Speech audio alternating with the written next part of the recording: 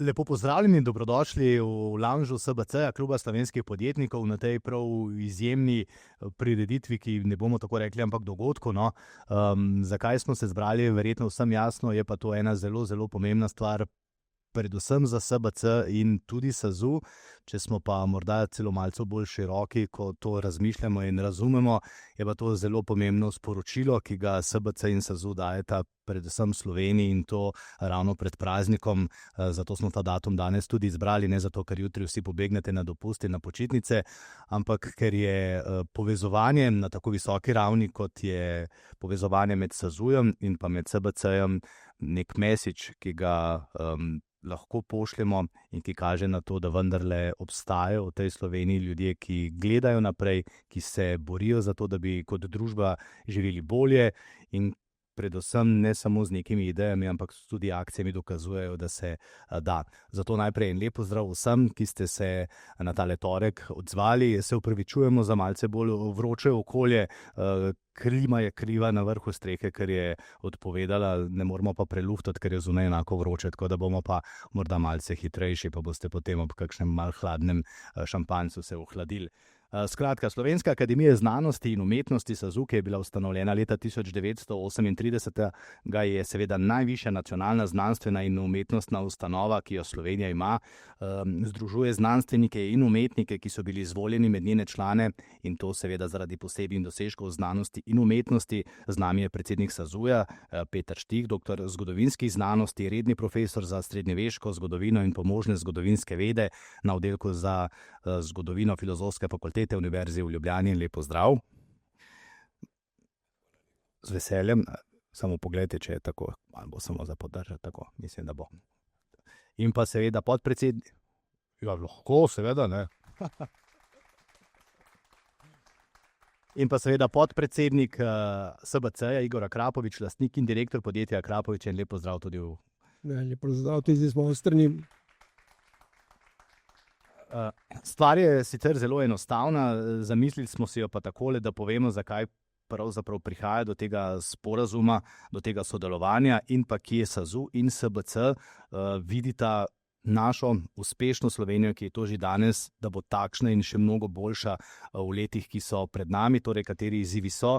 Pa morda najprej, kje sta se našla SAZU in SBC? Torej, najprej še enkrat pozdrav vsem skupaj.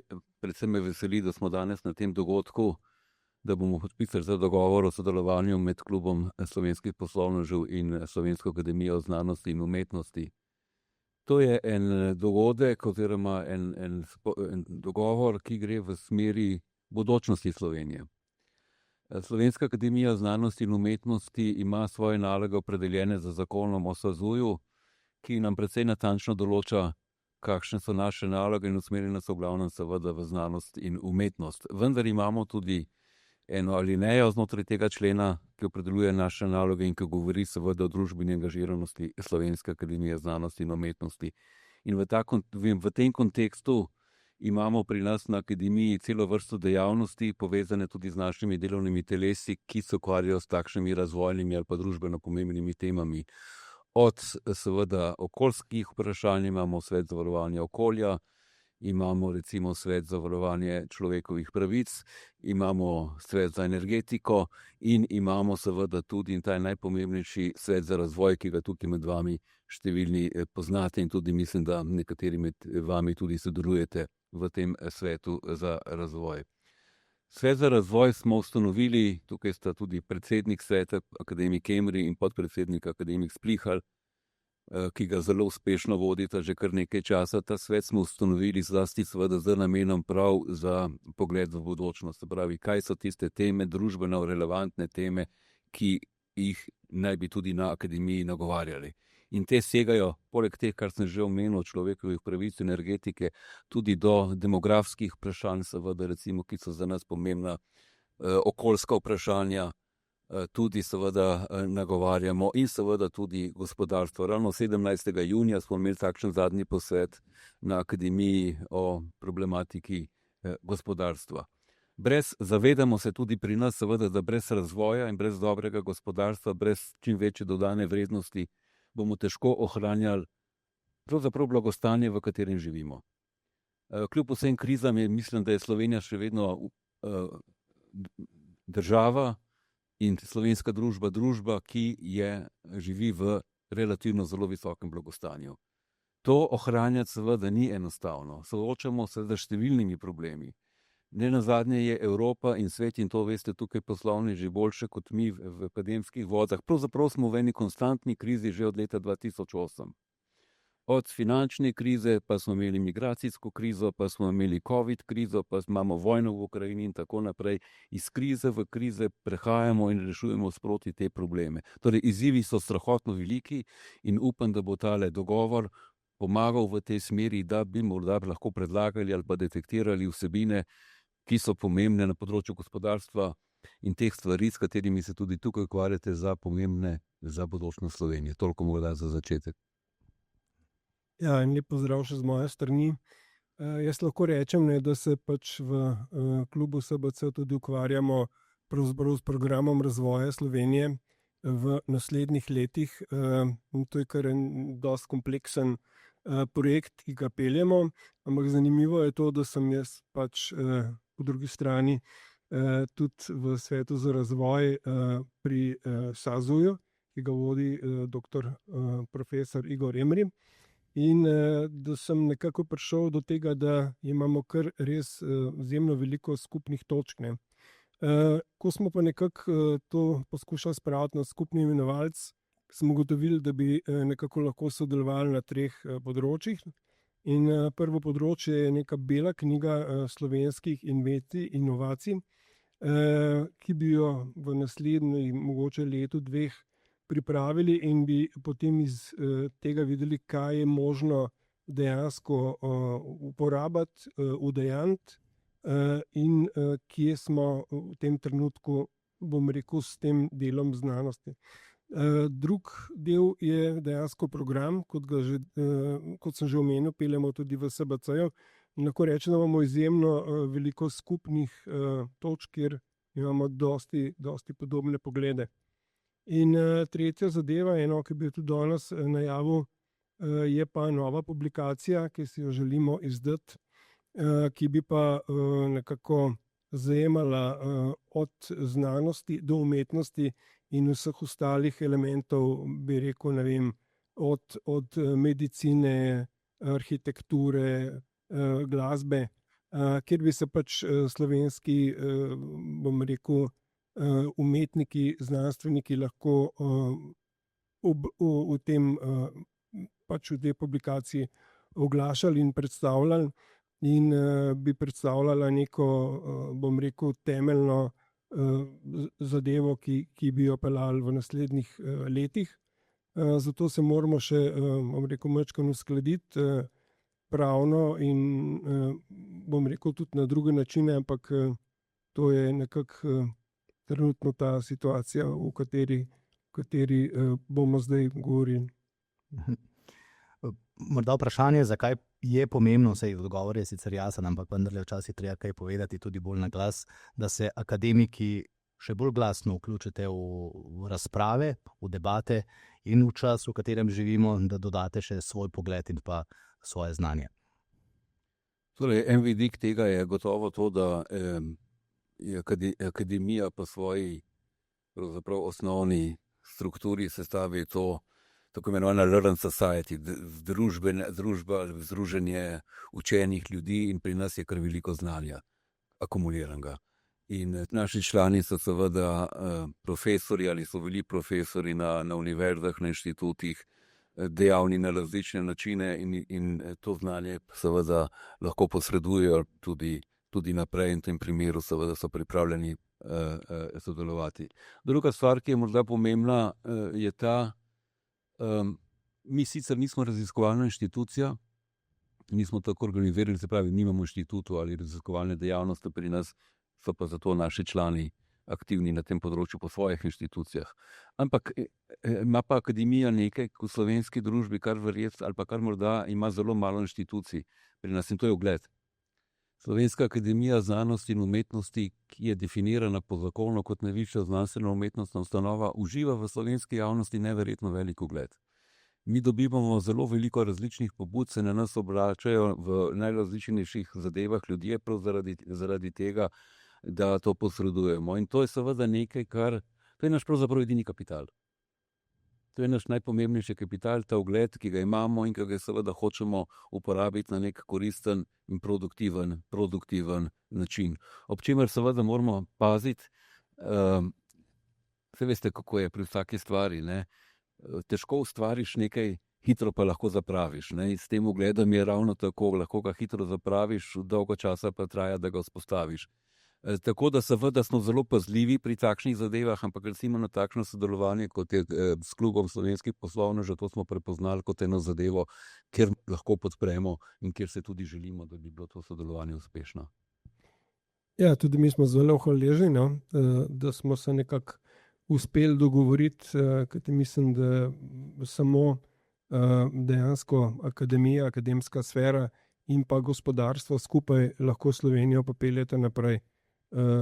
Bojim se, da v tej situaciji, ko smo, ko dejansko izgubljamo konkurenčnost, ko se ukvarjamo, veliko krat bi rekel, kar sami s sabo, ne, da moramo dejansko stopiti skupaj in narediti korak naprej in delati v vse smeri, vse pozitivne smeri, ki bi to Slovenijo pripeljale dejansko v bistveno boljši položaj, v katerem je že tudi bila mogoče nekih 20-25 let, ampak se mi zdi, da potem nekako s negativno selekcijo, z mogoče nepravimi odločitvami, predvsem pa z, bom rekel, politiko, ki se bolj ukvarja sama s sabo, kot pa za državo, smo na koncu pristali v tej situaciji, ki ni najboljša, ni najbolj zavedljiva, zato je treba mogoče tudi bom rekel, narediti input od slovenskih podjetnikov, pa tudi od SAZU-ja, da se zadeva premakne iz te mrtve točke.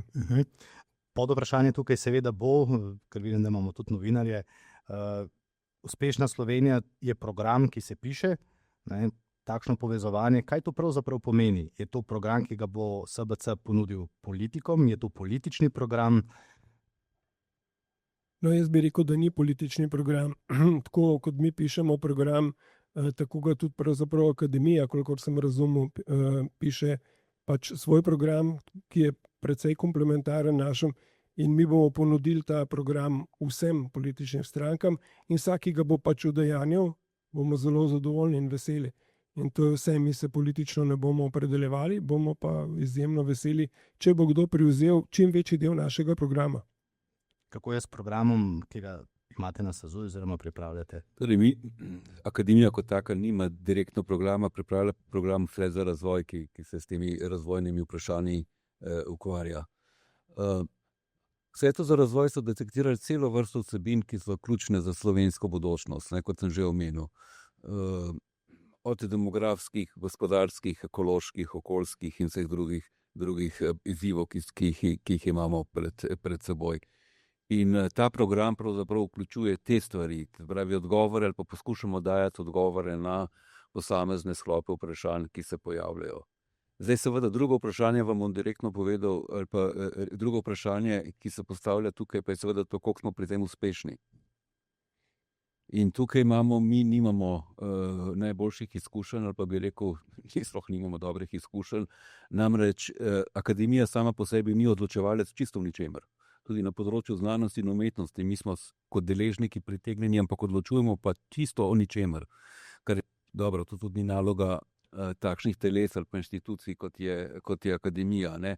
Vendarle poskušamo z priporočili, z zaključki naših posvetov, ki jih pošiljamo na pristojna ministrstva, na kabinet vlade, na pristojne inštitucije, vendarle vzpodbuditi te stvari. In tukaj nismo uspešni. Zelo enostavno vam bom povedal, nismo uspešni, tukaj ni nekega odziva, ki bi se ga želeli. In kot razumem, ga ni tudi na strani poslovnežev. Tudi vi imate, oziroma poslovneži imate cel kup zamisli, dobrih idej, živite v praksi to poslovno življenje, imate z tega izkušnje in kot sem razumel iz teh pogovorov, ki smo jih imeli predtem, seveda se tudi precej, imate podobne slabe izkušnje kot mi. Ja, lahko rečem, da je to temu res tako. Ogromno energije, ogromno časa, ogromno dela smo vložili, bom rekel, v različne projekte in na koncu je izplen zelo majhen. Jaz lahko rečem samo osebno, da sem praktično že skoraj 10 let delal na programu, da bi lahko naši zaposleni dobili recimo 1/3 dobička kot nagrado izplačano, pa do danes še nismo uspeli in samo upamo, da bo mogoče res to en prvih prebojev, ki jih zdaj nekako peljemo z ministrom Hanom, da bi mogoče to uspeli se v letošnjem letu tudi udejanjiti, ampak še zmeraj nisem prepričan, da ne bo kdo to ustavil. Se pravi, res 10 let dela prepričevanja, na koncu koncev mogoče bo neki izplen, mogoče pa tudi ne. Kar je dejansko, če pogledamo vse ostale deležnike, ki bistveno bolj vplivajo na to vlado, pa tudi bistveno manj prispevajo kot mi, ne, se pač počutiš v tej situaciji kar malce deprivilegiranega, ne. Gospodarstvo je tisto, ki pravzaprav ustvarja, ki daje denar, ki plačuje davke, in od vsega tega pač država nekako funkcionira, oni nas pa niti malo pravzaprav ne poslušajo in to se bo moralo najbolj spremeniti, ampak zaenkrat je pa pač tako, kot je. Morda še za konec, kakšna združena moč torej je združitev vsaj v teh dobrih namerah, pri dobrih primerih, dobrih idejah SAZU-ja in pa SBC-ja? Glejte, jaz mislim, da imamo v Sloveniji ogromnega znanja na vseh področjih. Če primerjam vsaj z mojega univerzitetnega prostora, od študentov do profesorjev, od gostov, ki prihajajo, mi smo na vseh področjih, bi rekel, kompetitivni in primerljivi z tujino. Tako naši študenti, ki hodijo v tujino, tuji študenti, ki prihajajo k nam, profesori, izmenjava profesorjev, mi se lahko merimo, mislim, da čisto z oči v oči z svetom. Ne. Pravi, dajmo, in imate ga seveda tudi v gospodarstvu, imate poslovneži, uspešna podjetja, imate razvojne oddelke, ker imate ogromno znanja in izkušenj. Te so tudi zelo pomembne. Tukaj to sodelovanje vidim jaz kot eno sinergijo, kot poskus ene sinergije, kot poskus, da morda skupnimi močmi premaknemo kakšno malenkost, pa vendarle v pravo smer naprej. To bo že nekaj. Ta dogovor, ki ga bo danes podpisala z gospodom Akrapovičem, je seveda povsem krovne narave. Tukaj je en najosnovnejši okvir, ta dogovor ponuja, ki omogoča sodelovanje, ki ga potem znotraj tega dogovora lahko širimo po željah, po potrebah in po željah še naprej. Ne. Tako da ta prvi korak se mi zdi pomemben prav z tega vidika, da vzpostavimo eno institucionalno sodelovanje na nek način, da formaliziramo to sodelovanje in tukaj vidim priložnost seveda, da potem skupnimi močmi res naredimo kakšen korak naprej. Ja, res dejansko. Bom rekel, ne samo da upanje umira zadnje, ampak da je treba narediti prav vse, da to Slovenijo potisnemo naprej, kajti res, bom rekel, smo na izjemni geostrateški poziciji. Imamo sposobne ljudi, sposobne akademike, sposobne podjetnike, žal veliko mladih ljudi, ki jih pač tudi naša fakulteta iz šola odhaja v tujino in tega se moramo zavedati, to je grozna izguba za državo, ki pa se zaradi tega niti malo ne sekira. Ne. Saj vemo, da če se iz šola, ne vem, en doktor pa da konča študij, to stane davkoplačevalce mogoče, ne vem, 200.000 ali več evrov in potem ta zaradi tega, ker ga v naši državi ne cenijo in ne plačajo dovolj, odide v tujino, to je vsakič posebej ogromna izguba. Jaz bi si želel, da bi se zadeve obrnile, da bi tudi naši ljudje, ki delajo v tujini, se začeli vračati, samo zato je treba pač ustvariti določene pogoje. In tukaj, bom rekel, v tej povezavi, bom rekel, Akademije SAZU-ja in Kluba slovenskih podjetnikov bi mogoče lahko ustvarili neke pogoje, če nas bo tudi politika majčkeno bolj poslušala, da bi se lahko zadeva začela obračati na bolje. Hvala lepa, to je ta uvodni del, zdaj pa sledi torej še podpis, ta začetek našega sodelovanja.